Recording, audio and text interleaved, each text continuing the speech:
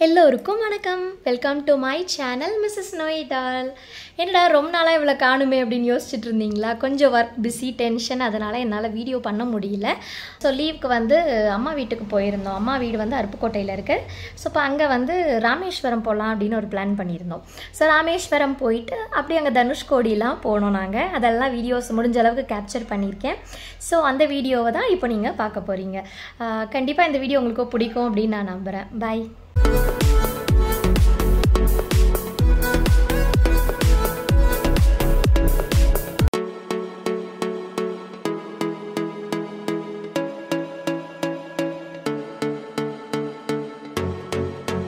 நாங்கள் அன்றைக்கி ராமேஸ்வரம் கிளம்பலாம் அப்படின்னு சொல்லி ரெடி ஆகிட்டு இருந்தோம். அப்போ தான் இது பெரியவன் கேம் விளையாண்டுட்டு இருந்தான், சின்னவன் அப்படியே பேசிகிட்டு இருந்தான்.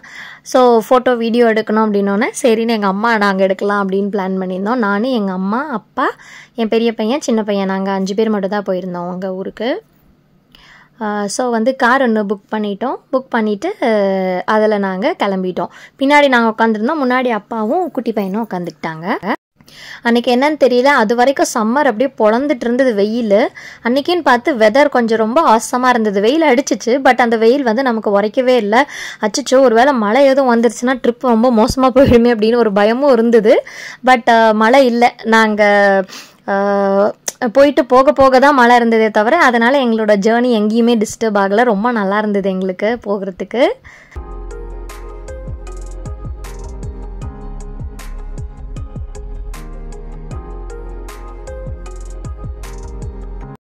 ராமேஸ்வரம் வந்துட்டோம். 2 பக்கமுமே கடல், நடுவில் ரோடு, ரொம்ப நல்லா இருந்தது பார்க்குறதுக்கு. ஸோ அப்போ வரும் பாருங்க, அங்கங்கே அப்படியே பெயிண்ட் பண்ண மாதிரி இருக்குது பாருங்கள். அந்த ஸ்கைக்கும் அந்த ஓஷனுக்கும் டிஃப்ரென்ஸே தெரியல. ரொம்ப நல்லா இருந்தது. என்ஜாய் பண்ணிகிட்டு இருந்தோம். போக அங்கங்கே நின்று பார்த்துட்டாங்க பாருங்கள். ஒரு லைன் போட்ட மாதிரி அப்படியே ஷேடு மாதிரி ஒரே ஒரு ஷிப் மட்டும் போயிட்டுருக்கு. இது இங்கிலீஷில் ஒரு போயம் வரும், ரைம் ஆஃப் த ஏன்ஷியன்ட் மரைனர்ன்ட்டு, பெயிண்டட் ஓஷன் பெயிண்டட் ஷிப்னு. அதே மாதிரி இருந்தது பார்க்குறதுக்கு. ஸோ நாங்கள் பிரிட்ஜ் ஏறிட்டோம். இதுதான் பாம்பன் பிரிட்ஜு. ரொம்ப நல்லா இருந்தது.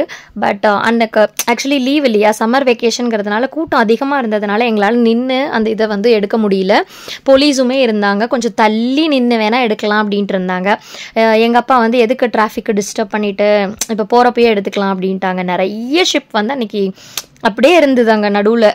கால்வாசி தூரம் போயிட்டு இருக்க மாதிரி அட்மையர் பண்ணிட்டு வந்தோம். டிஃப்ரென்ஸே தெரியல காருக்கும் க்ளவுட்ஸுக்கும் அந்த ஓஷனுக்கும் பார்க்கறதுக்கு.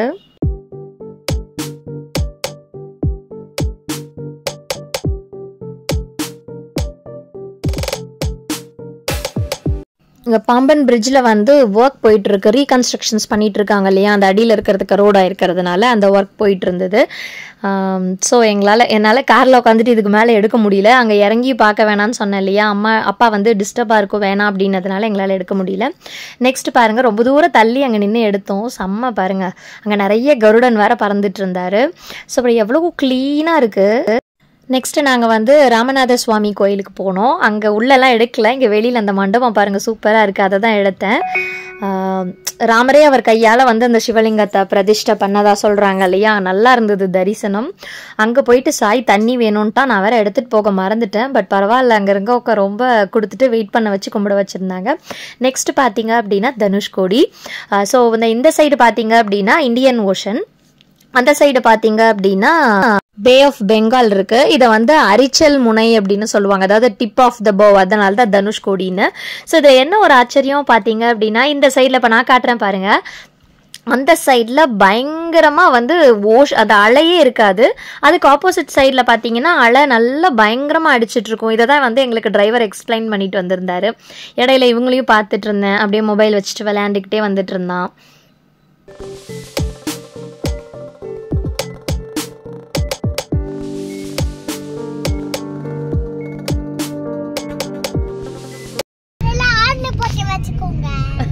சொல்லு, இன்னொரு தடவை சொல்லு.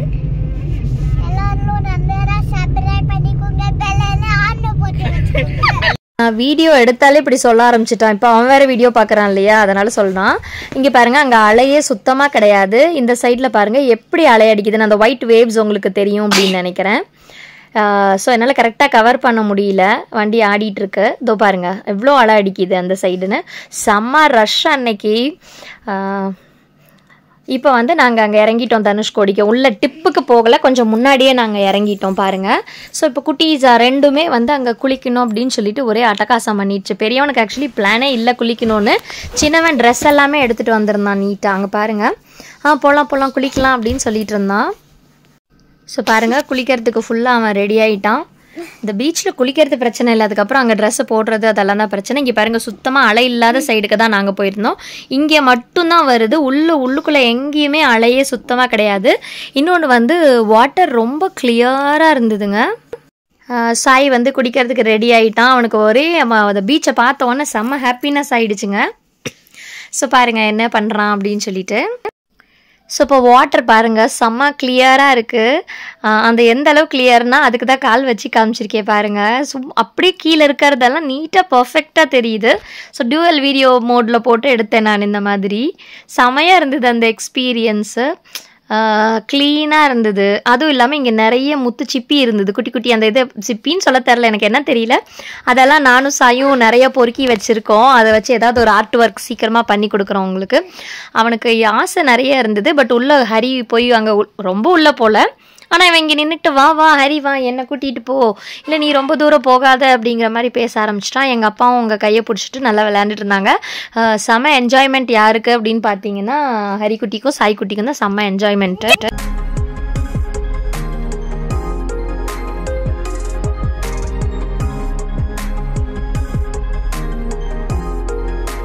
நல்லா ஆட்டம் போட்டு குளிச்சுட்டு அதுக்கப்புறமா ரெடி ஆகிட்டு வந்துட்டோம். அங்கே ஃபுல்லாக என்ன ஆச்சு அப்படின்னா, ராமேஸ்வரம் கோயிலுக்கு போயிட்டு உடனே நாங்கள் வரவும் மதியமாக சாப்பிடாம வந்துட்டோம். ரொம்ப பசிக்குது.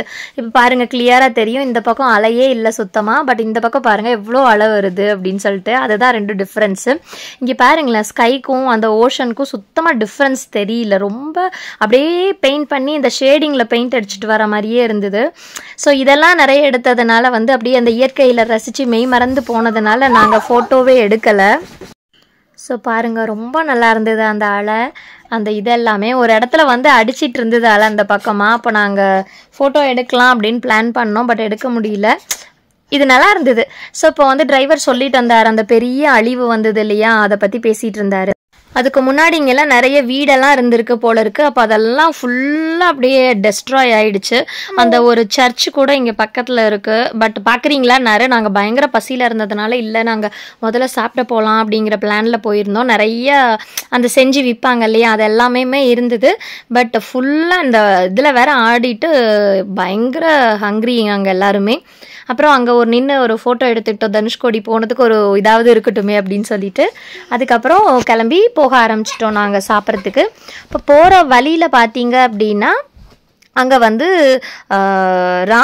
ராமன் வந்து ஒரு கோயில் பில்டு பண்ணியிருக்காரு. அந்த கோயில் அங்கே இருந்தது. ஸோ அங்கே உள்ளே போய் பார்த்துட்டு வந்துடலாம் அப்படின்னு சொல்லி ஆசைப்பட்டுட்டு உள்ளே போயிட்டோம் நாங்கள் பார்க்குறதுக்கு. இது வந்து கோதண்ட ராமர் டெம்பிள்னு ரொம்ப பழசு. கருவறைக்குள்ள ராம லக்ஷ்மண சீதா மட்டும் தான் இருக்காங்க. இங்கே வந்து விபீஷணருக்கு பட்டம் சூட்டினாங்க போல இருக்கு. ராமா அவர் கையால் பண்ணியிருக்காரு. அதுதான் இதோட ஸ்பெஷாலிட்டி.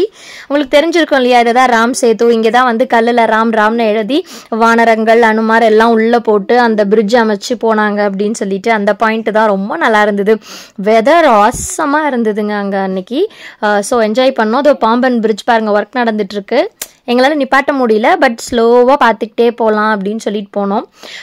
மொத்தத்தில் இந்த ட்ரிப் வந்து ரொம்ப நல்லா இருந்தது, ஒரு டிவோஷ்னலாக இருந்தது. இன்னும் நிறைய கோயிலுக்கெல்லாம் நாங்கள் போயிருக்கோம், அதெல்லாம் நான் சொல்கிறேன். பட் ஆனால் என்னால் மொபைலை ஆன் பண்ணாமல் இருக்க முடியல. அவ்வளோ அழகாக இருந்தது அந்த ஸ்கை.